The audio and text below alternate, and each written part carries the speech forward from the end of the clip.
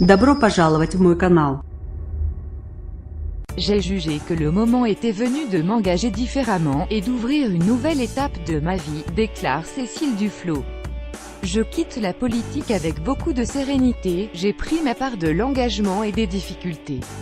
Je rejoins une organisation internationale formidable, poursuit-elle, précisant qu'Oxfam l'a sollicité pour poser sa candidature. Dans un communiqué, le conseil d'administration d'Oxfam France précise que Madame Duflot prendra ses fonctions de directrice générale de l'ONG en juin. J'ai toujours dit que la vie politique ne pouvait pas être éternelle. Chacun doit aussi pouvoir se ressourcer. C'est aussi une forme de remise en question, déclare Cécile Duflot, précisant qu'elle va continuer à agir, mais différemment. Je m'engage avec Oxfam dans la durée, assure-t-elle, précisant qu'il n'y a aucune chance qu'elle soit candidate aux élections européennes de 2019 ou encore à la présidentielle de 2022, éliminée au premier tour de la primaire écologiste de 2016, elle souhaite le meilleur aux Verts. On y trouve des gens formidables.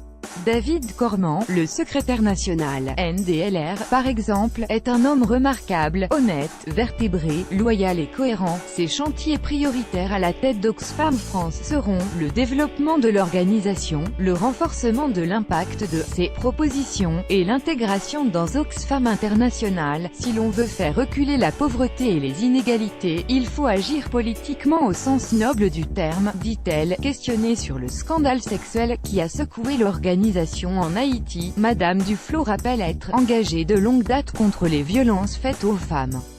La réponse qu'apporte Oxfam après ce traumatisme est à la hauteur, estime-t-elle. Interrogée sur les regrets qu'elle peut avoir sur sa vie politique, l'ancienne secrétaire nationale des Verts dit qu'elle aurait voulu que la prise de conscience écologique soit plus vive et que notre pays s'engage enfin dans une autre logique.